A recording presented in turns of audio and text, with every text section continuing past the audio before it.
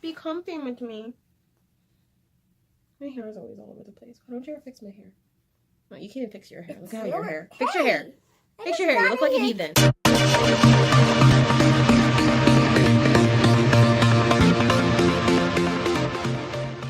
Hi, and welcome back to A Time for Reading with a special guest, as always, my most frequent contributor, Micah. He doesn't know what contributor means, and that's why I made that face. Micah is here to actually help share my June TBR because just like last month, he actually got to pick 3 of the books on my TBR from my unread Book of the Month book selections. I cannot wait to share with you guys the books that I've picked for this month, for this upcoming month of June, as well as getting to share the books that Micah picked and the books that I've actually picked for Buzzwordathon, with the buzzword being you. I am going to be taking part in that this month. I was going to say year, but that's not correct. This month. So let's get to it. So first book I want to share is actually one of Micah's picks. Micah, if you can grab it. Oh, yeah. Just grab one. Okay, cool. So this is No Exit. This is actually one of the books that's on my 5-star predictions video. If you guys want to see it, it's linked down below. This book sounds like it's going to be amazing. I'm so happy that he picked it.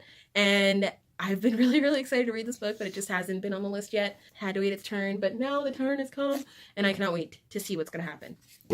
Next, we have Goodbye Paris. What made you pick this?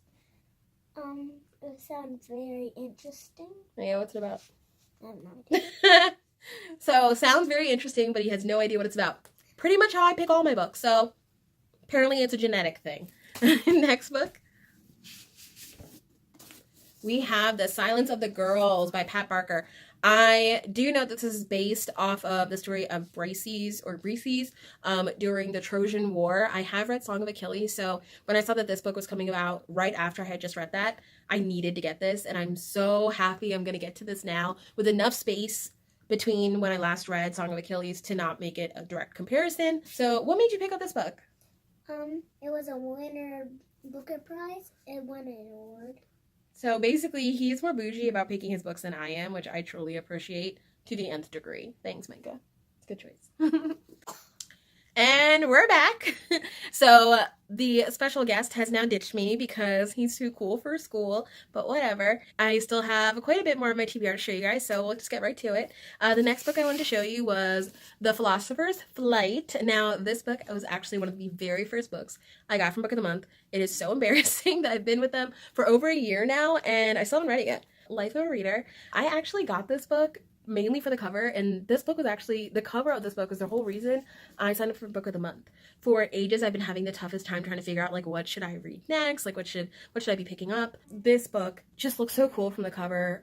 The whole idea of it just being, like, involving a magic school, and, like, it's very feminism based, because, like, it's only women who have powers in here, which is kind of amazing. And then, fun fact, I actually have the arc of The Philosopher's War, which is the next book in the series. So that's why I wanted to read this book in this coming month, and then also read The Philosopher's War directly after that. So probably read that beginning of July, so that I can then post a review on it and, you know, make sure that people get to pick that up and get to hear my honest feedback as to what I thought of both of these books. Spinning Silver by Naomi Novik. This book is a Rumpelstiltskin retelling, and I have actually already read Uprooted, which is her other book, and absolutely loved it. So I cannot wait to see what this book has to bring, especially because every single time I mention to my book club buddy that I haven't gotten to this book yet, she's just like, What do you mean you haven't read Spinning Silver yet? Like, this book's amazing, you have to read it now. I'm finally reading it. It's on my list.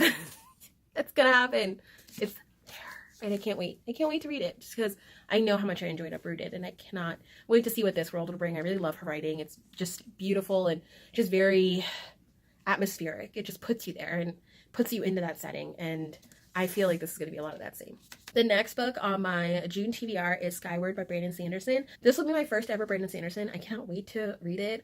I love that it's, you know, a female protagonist, and I love that it's involving a type of school. Again, I love books that involve schools and some type of academic rigor. It's going to be fun. It's going to be a really good time. So excited to read this next. And now we have the book that I was talking about last month. I couldn't fit. I was going to read this right when it came out, like I planned, but then I was like, I want this to be part of one of my videos. And I want this to be talked about because, like I mentioned in the last video, this is not representation that I see that often. This is about a very confident, curvy athletic goddess Indian girl. She's not an official goddess. This is just regular YA contemporary. But it's a spinoff from When Dimple Met Rishi, which was like a precious YA contemporary. It was just so cute. And when I found out that this book was coming out, I just had to pick it up just because I really enjoyed that book so much. I thought it was so cute. And seeing that representation that would be in this one made me really excited, especially because who Sweetie is going to be hooking up with was one of my favorite characters in When Dimple Met Rishi, even though we only saw a little bit of him. That looks super precarious and I'm scared, so bear with me. And now we're going to get into my Buzzwordathon book choices because I am going to be taking part in Buzzwordathon because, as I've mentioned already, I'm obsessed with BooksandLala and I absolutely love the Buzzword choice because I actually have a bunch of options for once. New situation for Sharon because apparently I don't own books whenever there's a buzzword mentioned. But I actually have more than the books that I chose. Some of these are the ones that I really wanted to read. And that would be All Your Perfects by Colleen Hoover. I'm just going to read the taglines to kind of give you an idea. Can a love story with a perfect beginning survive a lifetime between two imperfect people? Okay, so that basically just summarizes the thing that I absolutely love. Like couples that are established that have something thrown at them, or like just things that start to happen that could potentially break them up. And I want to see, do they survive it? And I'm so excited to read this because of that. So yay. The next book is an anthology. It is Because You Love to Hate Me. It is an anthology written by a bunch of different authors. Obviously, it's an anthology. Duh, Sharon. But it's actually featuring collaborations with booktubers, which I thought was like really cool when I heard about this. And then the stories are based off of book-inspired enemies in pop culture and classics. So basically a bunch of stories about villains, famous villains, really popular authors, collaborating with booktubers. I have very high expectations for a book that was co-inspired. I don't know how involved the booktubers were with this book. If anyone knows, please tell me. But like, I expect this to be amazing. So next up for my Buzzwordathon books is I Found You by Lisa Jewell. I don't know how acclaimed this is or how popular it was. In general, I tend to really love Lisa Jewell books. If I see one of her books out, I want it pretty much immediately. The only thing about these books is I have to be in the mood to listen to the audio versions of it just because they always have like this very strong British accent, and sometimes that's like really hard to listen to at like twice the speed, which is how fast I listen to my audiobooks. But they're really fast reads in general as far as like thrillers go.